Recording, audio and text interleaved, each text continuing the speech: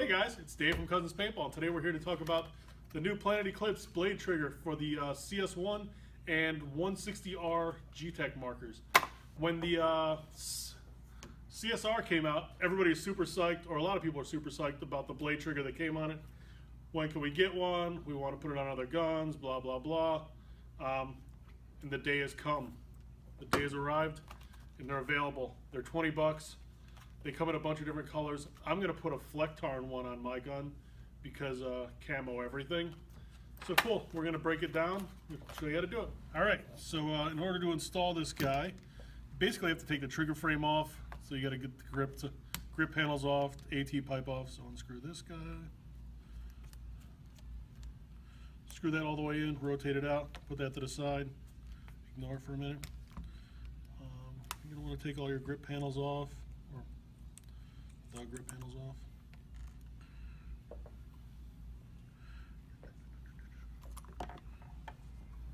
Try not to drop too much stuff like I do.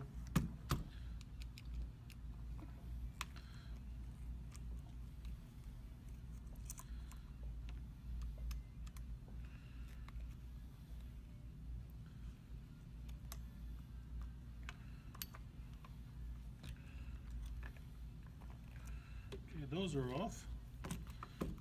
Unplug the top two plugs. One's the solenoid, one's the eyes.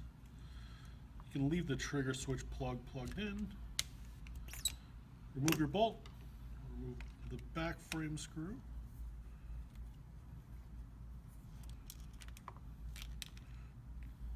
Plug the battery so you don't wreck anything. Front frame screw. Gently pull your wires out. Put the top part of the gun away. If you notice, I don't clean my gear very often, so we'll do that while we're doing this. Take out the screws that hold the leaf spring in place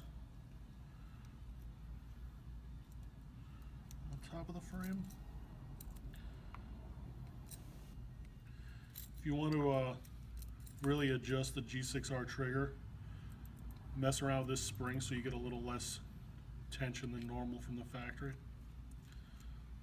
You notice mine's pretty well bent out because I like to shoot fast. Take out your trigger screw and the whole assembly will come from the top. While we're messing around here, let's clean the paint out from in here that I didn't clean the last time I played.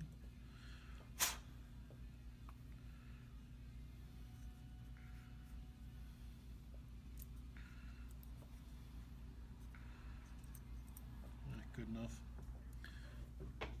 Put your frame to the side. Now you notice you have the trigger shoe. It's still attached to the back part of the trigger with all your adjustments and stuff. So theoretically you should just be able to replace this and not have to change any of your adjustments, but if you don't like the way it feels or whatever, you got your top screws, mess around with those.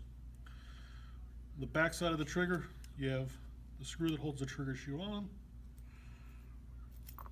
Remove that. Now you just have this guy. You don't need that anymore. Open up your blade trigger. Rip the bag because you're destructive. Wipe the paint off the other part. This guy simply goes right back in where the other one was. To screw in. Line that up.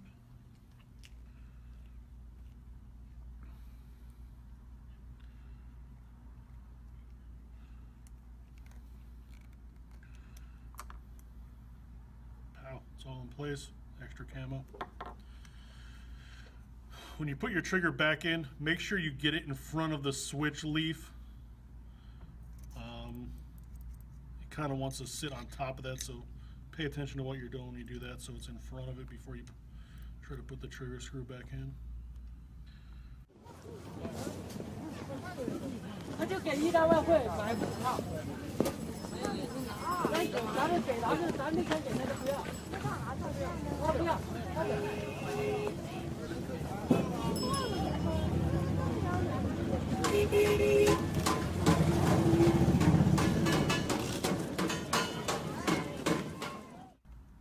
So you're going to put the frame screws back in, bolt kit back into place, plug your wires back in, put your grips on, and you're ready to go. So that's the Flectarn blade trigger for the 160R or the CS1, depending on what you have. I have a 160R. It's good to go. I'm happy to have it.